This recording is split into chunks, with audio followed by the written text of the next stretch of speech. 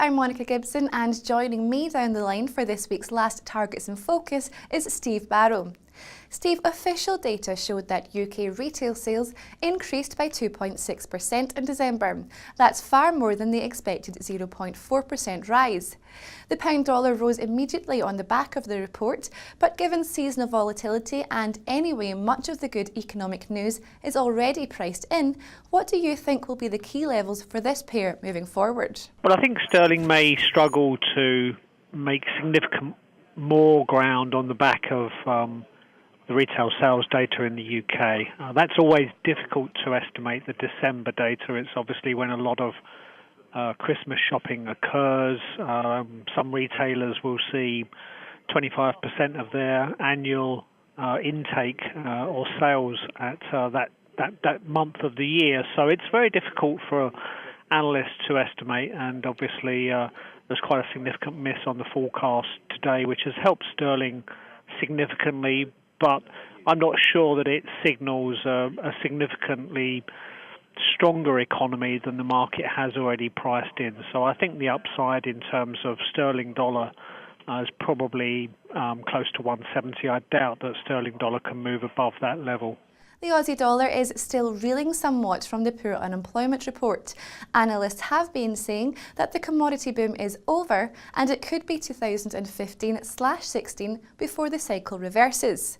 The RBA says the dollar is still overpriced but seem reluctant to cut rates again. So what is your outlook for the Aussie dollar against its US counterpart over the coming months? Well, I think the Australian dollar will continue to struggle on a number of factors. Firstly, the currency is arguably still somewhat overvalued, somewhat too strong, and particularly relative to how commodity prices have developed. The terms of trade in Australia, which measure the ratio of export prices to import prices, those have deteriorated, and normally we'd expect the Australian dollar to follow that deterioration. It has already, and I would expect it to continue to do so. Another factor is the Reserve Bank may still cut interest rates, and a third factor is that policymakers in Australia would like to see a lower currency. Our views for 2014 are that commodity prices probably will stay somewhat weaker for those commodities that Australia dominates in commodity export terms, things like coal and iron ore, for instance. So our view is that over the next sort of few months, the Australian dollar is likely to fall to about 85 cents, and then in a year's time, I'd expect it to be closer to 80 cents.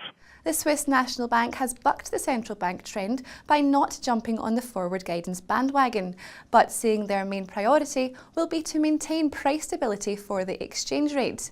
The dollar Swiss franc can be seen as an indicator of how much strength the dollar is bound to take, but how do you see the Swissy performing against this single currency?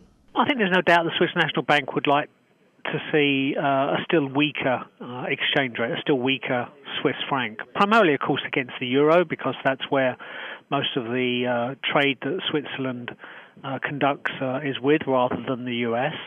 But nonetheless, a weaker Swiss franc. And I think as we go through this year, the Swiss franc will weaken for a number of reasons. Firstly, I think the improvement that we've seen in sentiment around the Eurozone will help lift the euro against the Swiss franc and lift the dollar against the Swiss franc as well.